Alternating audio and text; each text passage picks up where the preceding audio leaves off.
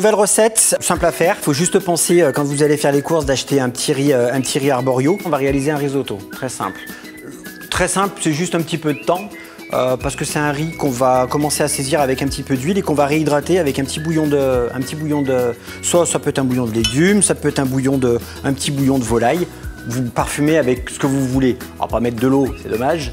Donc dans l'idéal, en fait, ça serait de faire un bouillon de légumes en mettant vos légumes. Nous, on anticipe un peu le travail. On a déjà des bouillons de légumes qui sont faits, mais les petits résidus qui vont vous rester, on les récupère et on en fait des bouillons. Donc ça, c'est la première opération par rapport aux quantités. On a à peu près 250 g de bouillon de légumes, 300 g de bouillon de légumes. On va avoir 150 g de riz arborio, donc de riz à risotto. On va avoir un oignon rouge qui est juste ici. On a une gousse d'ail. On va le faire aux champignons. Le champignon, je le dresserai dessus. Ça parfumera un petit peu ma casserole. Donc des petits champignons de Paris qui sont ici. Un oignon, un gousse d'ail, on verra si on la rajoute. Et du parmesan pour râper par-dessus. Très simple. Première opération, on va trier nos champignons. Pour les nettoyer, pour les trier, on enlève juste et simplement, on les met pas dans l'eau. Donc voilà, on les blanchit juste en mettant un petit coup de couteau. On les affranchit s'ils sont pas jolis. Et on enlève un tout petit peu moins, si possible. Et on enlève la première peau. Si on les met dans l'eau, en fait, ils absorbent l'humidité. Donc ça marche pas. C'est une éponge, en fait, le champignon. Donc c'est pour ça qu'on évite de le nettoyer dans l'eau. Si vous trouvez des cèpes, le principe reste le même.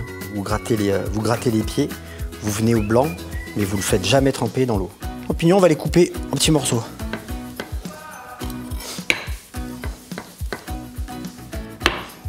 Le champignon, on va le saisir avec un tout petit peu d'ail. Et on viendra le dresser sur notre risotto quand il sera cuit. On monte l'huile en température, nos champignons sont prêts, on a la gousse d'ail qui est juste ici. L'ail, on la râpera, on ne va pas le mettre directement dans l'huile, hein, la gousse d'ail. On va laisser un petit peu suer nos champignons et on le mettra par-dessus au dernier moment. Je veux pas que ça brûle en fait, encore une fois. On n'en met pas des pleines quantités. On y cuit assez vif pour pas que ça redescende en température, pour éviter qu'il rentre trop d'eau tout de suite. Ça, on y laisse cuire. On prépare le reste des ingrédients. Il nous faudra un petit oignon rouge, des petites incisions sans aller jusqu'en haut. Tourne.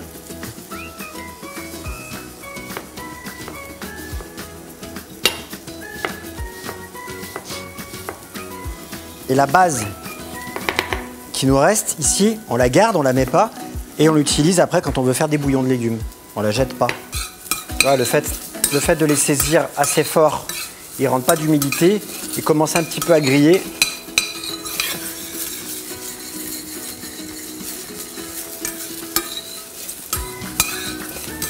Et en plus de ça, je vais le déposer sur mon risotto tout à l'heure. Et ça repassera au four très légèrement. Donc pour moi, la cuisson ici, elle est nickel.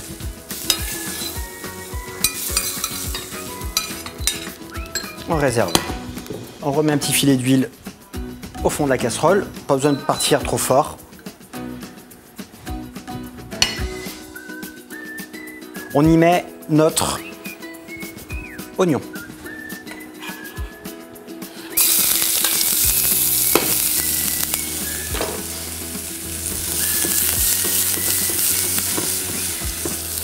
On y mettra la gousse d'ail.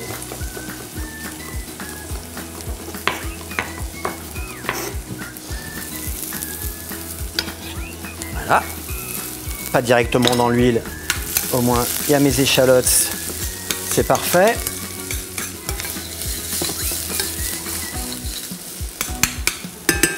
On y rajoute un petit filet d'huile. Pas trop. Et je verse mon riz.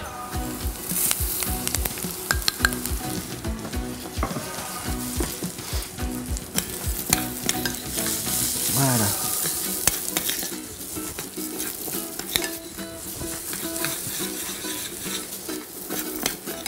Voilà, c'est parfait. Je vais le laisser quelques minutes en le remuant régulièrement.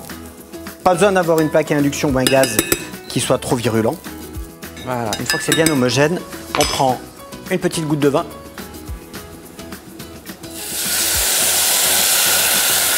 Et on déglace. Tout ce qui est au fond de la casserole, tout ce qui est accroché, c'est pour ça qu'il faut utiliser des casseroles en inox et pas des Tefal. Voilà, ma casserole elle est propre en fait. Ma casserole, elle est neuve. Elle avait commencé à accrocher avec tout ce que j'avais mis dedans. Et le fait de déglacer, et là on déglace pour de vrai. On remonte un peu, on laisse évaporer. Quand il n'y a plus du tout d'humidité dedans, ça veut dire que l'alcool se sera évaporé. C'est pas l'alcool que je vais rechercher dedans. Et à une température constante, on va, avec une spatule, ou avec votre cuillère, ça ira très bien, commencer à hydrater notre risotto. Voilà, c'est parfait. On rajoute un petit peu de bouillon chaud.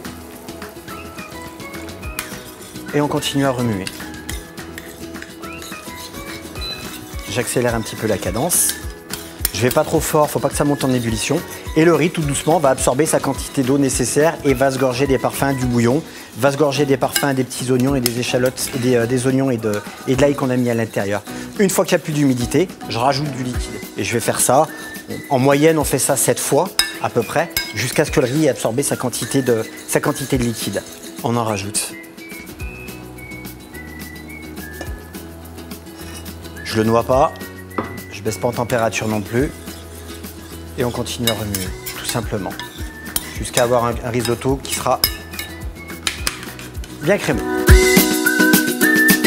Notre risotto est cuit, ça fait une vingtaine de minutes qu'il a cuit. On va vouloir lui refaire une remise en température. Moi, je le dresse dans des petits bocaux individuels. Je trouve que c'est plus joli au moment du dressage. Je vais pas le laisser une éternité au four, c'est juste pour qu'il revienne un peu en température.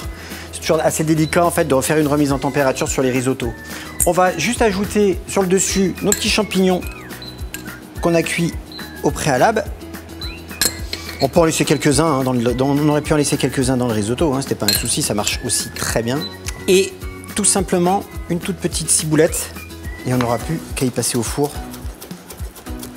Bref, 12 minutes environ, 12 minutes à, encore une fois, 12-13 minutes à 120, 130 degrés, c'est pas la peine. C'est pas une cuisson, c'est déjà cuit, c'est vraiment qu'une remise en température. Et bien sûr,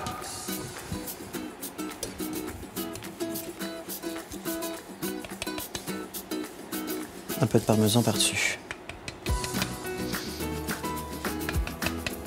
Et voilà!